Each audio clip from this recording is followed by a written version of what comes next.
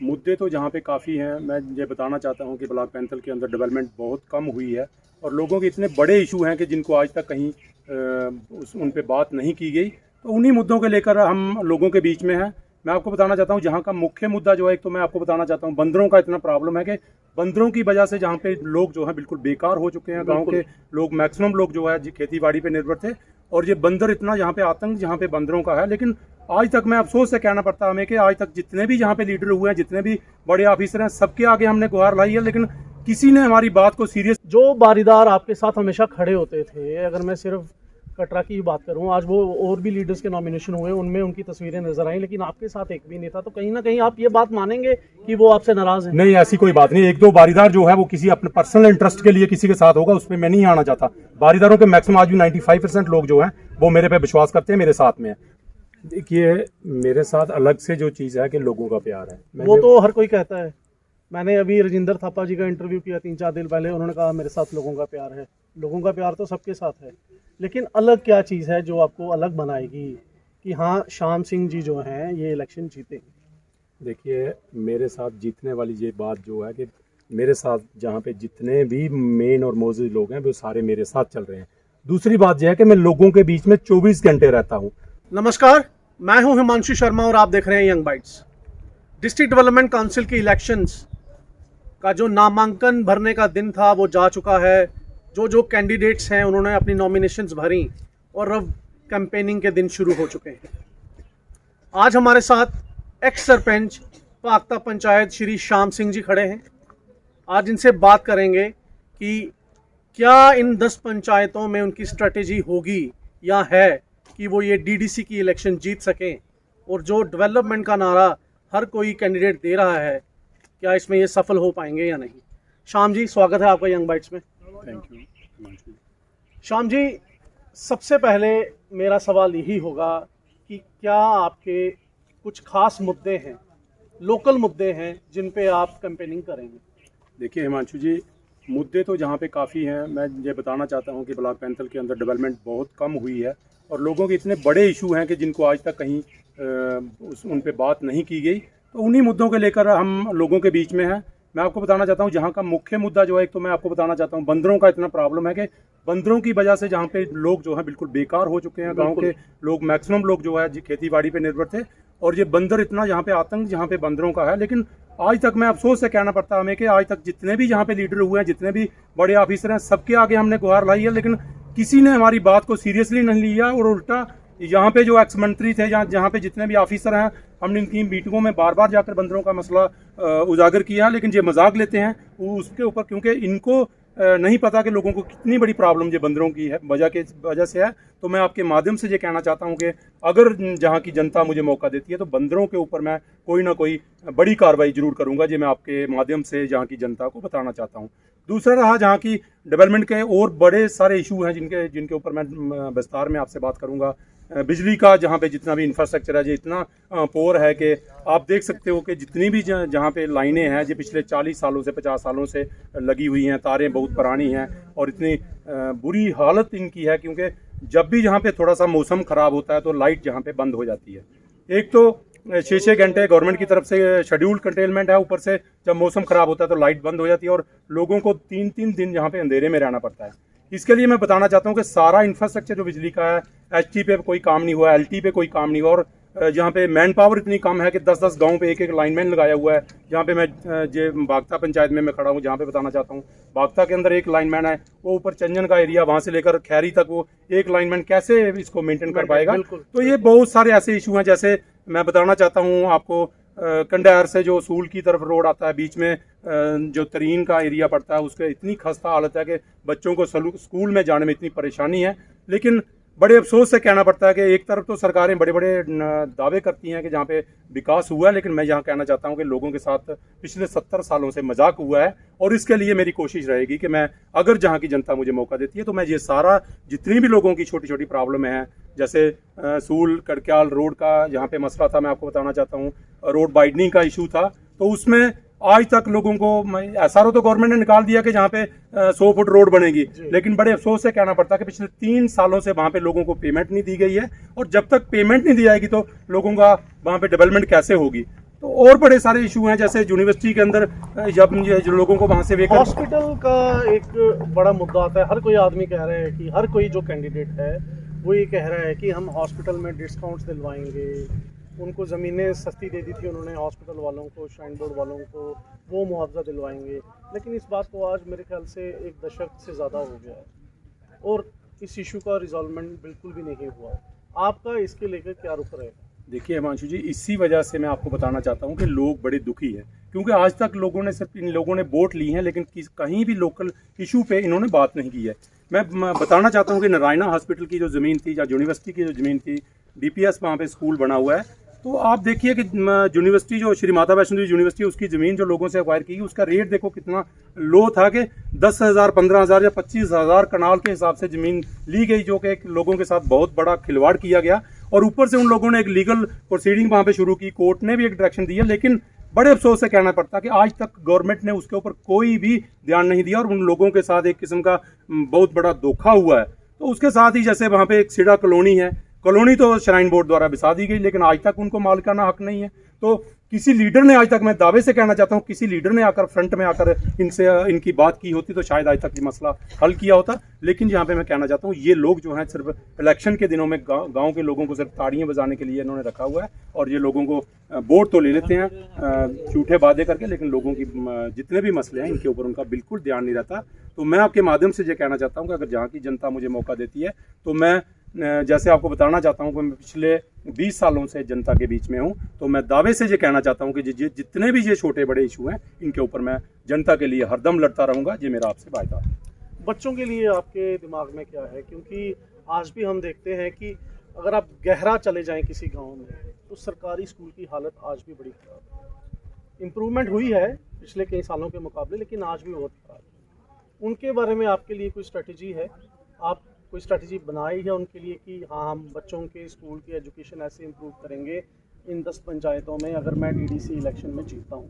देखिए हिमांशु जी, जो आपने बड़ा इम्पॉर्टेंट सवाल जो आपने मुझे पूछा है, क्योंकि हमारा जो नौजवान है, हमारे बच्चे हैं, यही हमारे इलाके का, हमारे देश का भविष्य है। तो इनके लिए वैसे मैंने जैसे बंदरों की बात की, तो मैं आपको डिटेल में बताना चाहता हूँ कि लोगों के पास पहले थोड़ा थोड़ा रोज़गार हुआ करता था गांव में। जैसे हमारी ये भूमिका मंदिर से, जहाँ से हमारी कॉन्स्टिट्यूंसी शुरू होती है, तो कुन्या गाँव तक लास्ट, वहाँ तक ये सारी ज़मीन इतनी फर्टाइल है, और जहाँ पे सारी ज़मीन जो है ज़्यादातर ये पानी लग ज़मीन है, और ज़मीन में जहाँ पे नेचुरल सोर्स हैं, तो उसकी वजह से जहाँ पे क्या था कि एग्रीकल्चर को ज़्यादा लोगों का सोर्स था, क्योंकि एक तो जहाँ पे जितनी भी सब्जियाँ वगैरह हैं ये सारी इसी इलाके से आती थी, लोकल फ्रूट हुआ करते थे, तो लोगों को एक उसमें आय का एक साधन था।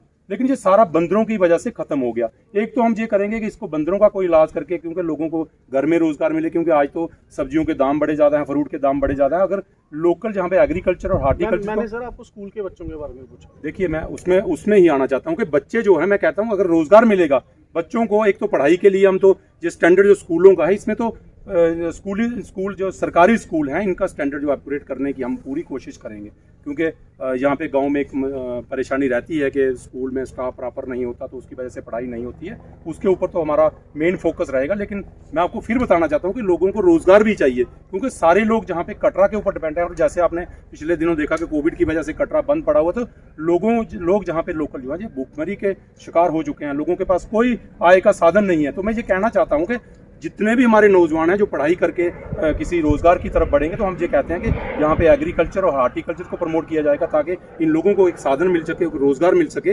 ये मेरा एक मुख्य वहाँ पे कारण रहेगा। दूसरा, नौजवानों को मैं ये आपको बताना चाहता हूँ कि बहुत बड़ा चैलेंज जो हमारे लिए बनता जा रहा है, ये बनता जा रहा है हमारे लिए नशाखोरी का, जहाँ पे तो मेरा एक फोकस रहेगा जहाँ पे कि इसके लिए पहले तो गांव-गांव में जाकर एक कैंपेन शुरू की जाएगी कि बच्चों को नशा मुक्त बनाया जाए, नशा से दूर रखा जाए। तो अगर उसके बाद भी अगर कोई कहीं नहीं होता, तो उसके लिए फिर कानूनी कार्रवाई भी हम कोशिश करेंगे कि इसको नशा को जहाँ से ब्लैक पैंथर से दूर करने की। श्याम जी, आपका जो नामांकन था काफ़ी कंट्रोवर्शियल था, आप मानते हैं इस बात को कि नहीं मानते? मैं आपको बताता हूँ क्यों कंट्रोवर्शियल था। कंट्रोवर्शियल इसलिए था कि आपने अपने कई बयानों में, कई इंटरव्यूज़ में, जो बारीदार संघर्ष कमेटी के प्रेसिडेंट के तहत आपने कहा था कि हम इलेक्शन नहीं लड़ेंगे, लेकिन आप लड़ रहे हैं। ये ऑन रिकॉर्ड है कि आपने कहा था हम इलेक्शन नहीं लड़ेंगे, लेकिन आज आपने जो नामांकन भरा है और आप कैंपेनिंग कर रहे हैं, आपने अपनी ये बात को खुद ही झूठा ठहराया। इस बारे में आप क्या कहेंगे? देखिए हिमांशु जी, ये जहाँ तक इलेक्शन की बात है, मैंने बिल्कुल कहा था कि हम बारीदारों के नाम पे कोई सियासत नहीं करेंगे, कोई इलेक्शन नहीं लड़ेंगे। तो मैं आपको डिटेल में ये बताना चाहता हूँ कि ब्लॉक पैंथल के अंदर बारीदारों के वोट बहुत कम हैं। तो उसकी वजह से मेरा पॉलिटिकल कैरियर भी है, जो जबकि मैं 20 सालों से वहाँ पे लोगों के बीच में हूँ, तो लोगों ने मुझे तैयार किया है। मैं लोगों के कहने पे, क्योंकि हमारे साथ मैक्सिमम जहाँ पे ब्लॉक पैंथल से जितने भी सरपंचेस हैं, पंचेस हैं और मेन लोग जो मौजूद लोग हैं, उन सब ने इकट्ठे होकर मुझे कहा कि आप इलेक्शन लड़िए, हम आपके साथ हैं। तो ये जहाँ तक ये बात है कि बारीदारों के नाम से, मैं बारीदारों के जो वोट हैं वो कटरा ब्लॉक में पड़ते हैं, जहाँ दूसरे ब्लॉक में पड़ते हैं, पैंथर ब्लॉक में बारीदारों के वोट बहुत कम है। तो इसके लिए मैं ये कहना चाहता हूँ कि बारीदारों के नाम पे मैं पॉलिटिक्स नहीं कर रहा हूँ और ना ही मैं बारीदारों के नाम से इलेक्शन लड़ रहा हूँ। जहाँ तक कि मेरा पिछले 20 सालों से, जो आप मुझे जानते हो, मैं पिछले 20 सालों से एक्टिव पॉलिटिक्स में रहा हूँ और जहाँ पे डेली मैं पिछले 20 सालों से, जब से मुझे लोगों ने सरपंच बनाया हुआ, तब से मैं लोगों के बीच में हूँ। और मैं सुबह 10 बजे घर से निकलता हूँ, शाम तक मैं लोगों के बीच में रहता हूँ। मैं दावे से कहना चाहता हूँ, अगर कोई मुझे ये बता दे कि मैंने 20 सालों में कहीं अपने काम पे मुझे किसी ने देखा है, कोई बिजनेस करते देखा है, किसी ने कोई ठेकेदारी करते देखा है, तो फिर मैं कहता हूँ कि फिर मैं इलेक्शन के काबिल नहीं था, जहाँ मैं लोगों के वोट नहीं ले सकता था। तो अगर मैं लोगों के बीच में हूँ तो लोगों ने मुझे खड़ा किया। इसलिए मैं आपको बताना चाहता हूँ कि ये लोगों की चॉइस थी कि उन्होंने मुझे मजबूर किया कि आप जहाँ से इलेक्शन लड़िए, और लोग, जहाँ की जनता जो है, ये मेरे से इतना प्यार करती है, मेरे साथ है। आपने जब लास्ट इलेक्शन लड़ी थी वो थी पंच की, और वो आप हार गए थे, ये आपको याद होगा, वो आप हार गए थे। वो एक पंचायत की बात थी, आज 10 पंचायतें हैं। जब आप एक पंच की इलेक्शन हार गए तो इन 10 पंचायतों में आपको लगता है कि आप जीत पाएंगे? देखिए हिमांशु जी, जहाँ तक ये पॉलिटिकल सिस्टम है, ये मैं कहना चाहता हूँ कि 2 बार इन लोगों ने मुझे सरपंच यहाँ पे काफ़ी वोटों से बनाया हुआ है। और यहाँ तक पंच की बात थी तो वो एक मेरे साथ कुछ धोखा हुआ था, क्योंकि मैं जिस वार्ड से मैं बिलोंग करता हूँ वो वार्ड वहाँ पे रिजर्व थी। तो दूसरे गांव के लोगों ने मुझे वहाँ पे इकट्ठे होकर बोला था कि वहाँ पे आप इलेक्शन लड़िए, लेकिन वहाँ पे कोई ऐसा सिस्टम बन गया था। तो चलो, मैं इसमें मैं जाना नहीं चाहता, क्योंकि लोगों की मर्जी है, डेमोक्रेसी है इसमें, तो लोगों ने अपन वोट नहीं दिया। तो आज इन्हीं लोगों ने, मैं ये कहना चाहता हूँ कि वो एक वार्ड ने अगर मुझे वहाँ से इग्नोर किया, तो आज पूरे ब्लॉक के अंदर जो है, जहाँ के जितने मैक्सिमम सरपंच, पंच और मौजूद लोग जो मेरे साथ चलते हैं, जो तो आप देख रहे, तो इसका मतलब लोगों का मेरे से प्यार है। तो ये इलेक्शन की बात है, जहाँ तक मुझे लोगों ने वोट देकर जिताया भी हुआ है 2-3 बार, तो अगर एक बार मुझे किया तो मैं उसके लिए नहीं कहना चाहता कहीं लोगों की मुझसे नाराजगी। लेकिन बारीदार संघर्ष कमेटी के जो सीनियर लोग हैं वो आपके साथ नहीं, ये आप खुद जानते हैं, ये हमने भी देखा, हमने न्यूज़ में भी देखा। आपकी कैंपेनिंग, आपके नॉमिनेशन हुआ तो सीनियर में से कोई भी नहीं था वहाँ पे, जिनके साथ आपने ये संघर्ष कमेटी का कैंपेन शुरू किया। आपने 2-3 रैलीज भी की बारीदारों को लेके, उनमें से आपके साथ कोई नहीं था। कहीं ना कहीं नाराज़गी है। आपको क्या लगता है कि क्यों नाराज़गी है? देखिए हिमांशु जी, मैं आपको बताना चाहता हूँ, मैंने आपको पहले ही क्लियर कर दिया कि बारीदारों के मसले पे, वो बारीदारों का इशू एक अलग से है। ये जो आप कह रहे हो कि सीनियर सारे लोग हमारे साथ नहीं, ऐसा बिल्कुल नहीं है। उसके बाद बारीदारों की मीटिंग अगार जीतों में हुई थी, वहाँ पे हमने बाकायदा उनसे परमिशन लेकर ये इलेक्शन में लड़ रहा हूँ कि उसमें सारे मौजूद लोग, जितने भी बारीदारों के जितने वाइस प्रेसिडेंट हैं, क्योंकि बारीदार संघर्ष, वहाँ पे भी उनका कहना था कि आप पहले आ ही नहीं रहे थे, बार बार बुलाने पे फिर आप आए, फिर कोई बहानेबाजी हुई, फिर ऐसा कुछ हुआ, फिर आपने उन लोगों को कोई तर्क दिए, तब जाके आप नॉमिनेशन भर रहे हैं। चलो ये चीज़ छोड़ते हैं, ये आपका ठीक है, एक डेमोक्रेसी है। अगर जब आपकी पंच की इलेक्शन आप हारे थे, उसके बाद काफ़ी लोगों का कहना है कि आपका पॉलिटिकल करियर ऑलमोस्ट ख़त्म हो गया था। फिर आपने बारीदार संघर्ष कमेटी का दामन थामा, उन्होंने आपको प्रेसिडेंट बनाया। उसके बाद आप टीवी पे आए, नेशनल चैनल्स पे भी आए, आपने बारीदारों को लेके ज़ोरदार बयान दिए, और उसमें से एक बयान आपका बड़ा फेमस हुआ कि हम इलेक्शन नहीं लड़ेंगे। आपको लगता है कि आप एक डेड वुड हो गए थे, बारीदारों ने आपको फिर जीवित किया, और आज आपने बारीदार संघर्ष कमेटी को एक साइड पे रख के इलेक्शन लड़ने की सोची, आपने बयानों से ही आप मुकर गए? देखिए हिमांशु जी, मैं आपको बताना चाहता हूँ, ये जो जहाँ तक आपकी बात है कि आप कहते हो कि बारीदारों के इशू पे, बारीदारों का एक अलग से इशू है। बारीदारों के इशू को मैंने ही हाईलाइट किया। जो लोग कह रहे हैं कि हमने इसके सिंगल हैंडेडली, बिल्कुल नहीं, हमारे साथ लोग थे, बिल्कुल पूरे लोग थे, लेकिन ये बारीदारों के गांव सिर्फ ये यहाँ पे मेरे चंबा पागता या नले में नहीं रहते हैं। बारीदारों के 40 गांव हैं जिनमें बारीदार रहते हैं, और मैं एक एक बारीदार के घर में गया हूँ, एक एक गांव में जाकर मैंने लोगों को मीटिंग किया, और जितना भी ये मसला हाईलाइट किया। मेरा सवाल फिर वहीं आता है कि जो बारीदार आपके साथ हमेशा खड़े होते थे, अगर मैं सिर्फ कटरा की बात करूं, आज वो और भी लीडर्स के नॉमिनेशन हुए, उनमें उनकी तस्वीरें नजर आई, लेकिन आपके साथ एक भी नहीं था। तो कहीं ना कहीं आप ये बात मानेंगे कि वो आपसे नाराज हैं? नहीं, ऐसी कोई बात नहीं। एक दो बारीदार जो है वो किसी अपने पर्सनल इंटरेस्ट के लिए किसी के साथ होगा, उसमें मैं नहीं आना चाहता। बारीदारों के मैक्सिमम आज भी 95% लोग जो हैं वो मेरे पे विश्वास करते हैं, मेरे साथ में है। तो रही बात बारीदारों की, मैं ये क्लियर करना चाहता हूँ कि बारीदारों का इशू इसमें नहीं है। बारीदारों का अलग से इशू है, वो कोर्ट में चल रहा है, उसके लिए हम लड़ रहे हैं। इसके लिए मैं ये कहना चाहता हूँ, ये जहां तक मेरी पॉलिटिक्स का सवाल है, इसमें मैंने लोगों के साथ लड़ाई लड़ी। जब से डिस्ट्रिक्ट का मसला था, जब डिस्ट्रिक्ट का ये सारा एरिया हमारा जो है डिस्ट्रिक्ट रियासी के साथ जोड़ा गया, तो जहाँ पे जो संघर्ष कमेटी बनी थी, मैं उसका प्रेसिडेंट रहा हूँ। और ये जो सारा इशू था, ये हमने हाईलाइट किया। मैं पिछले 20 सालों से एक्टिव पॉलिटिक्स में रहा हूँ। मसला ये नहीं है कि बारीदारों के इशू पे मैं लड़ा हूँ। मैं हर इशू में, आपने देखा होगा पिछले दिनों में बंदरों की वजह से जहाँ पे हाईलाइट रहा, और लोगों के लोकल इशू की वजह से यहाँ पे हाईलाइट रहा, जहाँ डिस्ट्रिक्ट की वजह से हाईलाइट रहा। तो ये मेरा काम है, क्योंकि मैं लोगों के लिए, अब रही बात बारीदारों की, तो बारीदारों के मसले को मैं आज कोर्ट में लेके गया हूँ। बारीदारों के मसले को हमने मीडिया में आपके माध्यम से हाईलाइट किया। तो ये एक अलग से इशू है, बारीदारों के लिए भी मैं लड़ता रहूंगा, और जहां तक मैं 20 साल इन लोगों को दिए, इनके लिए भी मैं लड़ता रहूंगा। अब मैं एक पब्लिक का सवाल करता हूं, क्योंकि मैं पिछले 5-7 दिन से इलेक्शंस में बिल्कुल घुसा हुआ, एनडीडीसी इलेक्शंस में, और काफ़ी लोग हैं पैंथल ब्लॉक में भी, और मैं कटरा की बात करूं उधर भी, जो आपको बीजेपी की बी टीम कह रही है। वो क्यों कह रहे हैं? आपका नामांकन होता है तो श्याम भगत जी जो बीडीसी चेयरमैन हैं वो उधर मौजूद हैं, वो डायरेक्टली इनडायरेक्टली बीजेपी से जुड़े हुए हैं। चंद्रमोहन जी आपको सपोर्ट कर रहे हैं, वो डायरेक्टली इनडायरेक्टली बीजेपी से जुड़े हुए हैं। और आप जब बारीदार कमेटी के प्रेसिडेंट थे तो आप बीजेपी को कॉर्नर पे करते रहे, बीजेपी को आप रैलियों में विस्फोटक रिमार्क्स उनके खिलाफ देते रहे, लेकिन आप आज बीजेपी के ही चेयरमैन आपके नॉमिनेशंस में भी दिखते हैं, आपके सपोर्ट में भी दिखते हैं।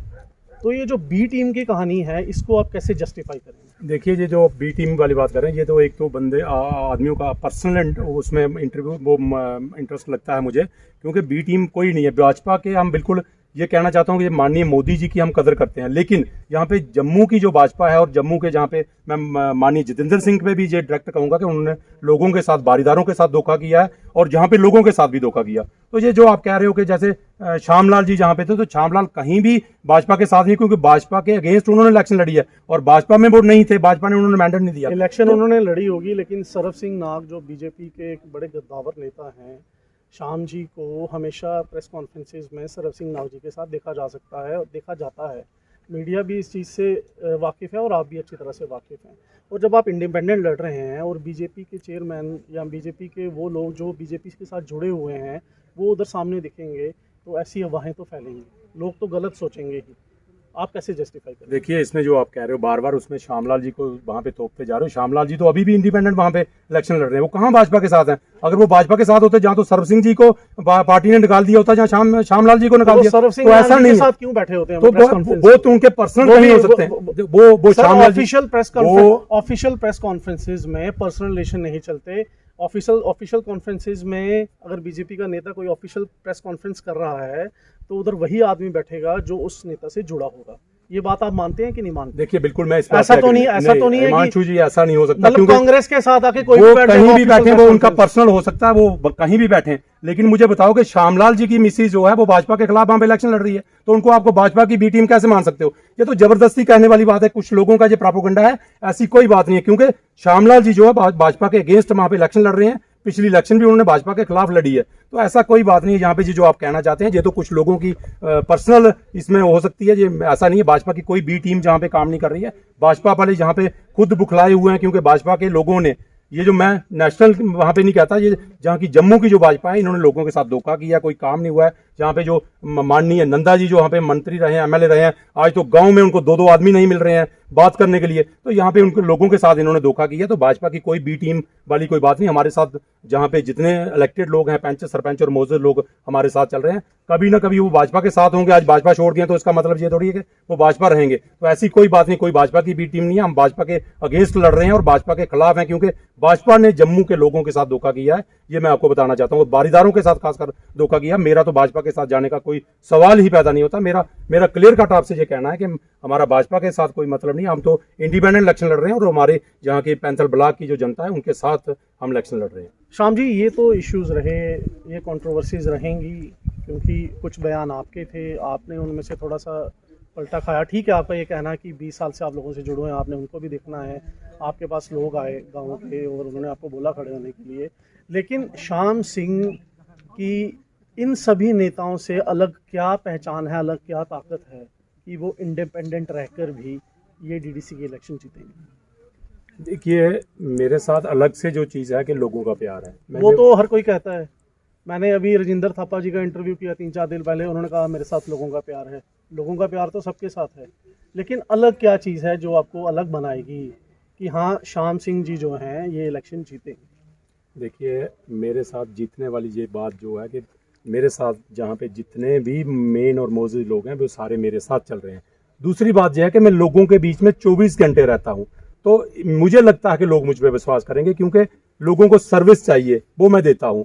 तो उसी वजह से मुझे अपने आप पे यह है कि लोग मेरे पे विश्वास करेंगे और मुझे वोट देंगे, मैं जीतूंगा। क्या क्या सर्विस दी आपने पिछले कुछ सालों में लोगों को, हालांकि आप पावर में नहीं भी थे, कि लोग आज फिर आपके पास आएंगे? देखिए, आप लोगों के गांव में घर में जाकर पूछ सकते हो, क्योंकि आप मीडिया वालों को पूरा अधिकार है, आप किसी से भी पूछ सकते हो।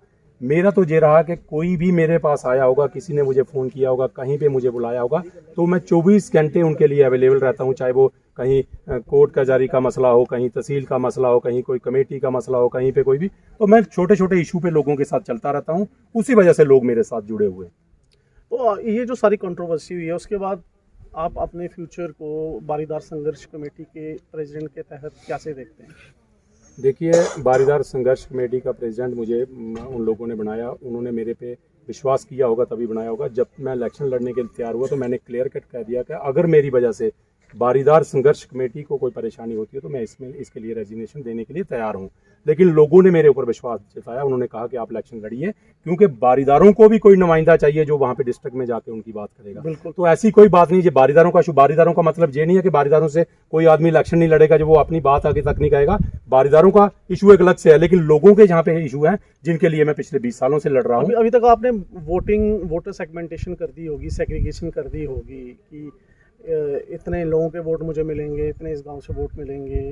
तो इन 10 पंचायतों में कितने बारीदार वोटर्स हैं, आप मुझे बताइए जरा। देखिए, बारीदारों के हमारे 3-4 गांव हैं सारे जिन पे बारीदारों की कुछ परसेंटेज वोट हैं। कितने परसेंटेज होंगे? देखो, जैसे मैं चंबा की बात करूं, चंबा में 20% वोट बारीदारों के हो सकते हैं, बागता में 10-15% हो सकते हैं, कड़माल में 10-20% हो सकते हैं, या नले में थोड़े ज़्यादा 10-30-40% हो सकते हैं। तो ये 2-3 गाँव हैं जहाँ पैंथल में थोड़े से मेरे ख्याल में मुश्किल से 5% या 2-3% वोट बारीदारों के होंगे।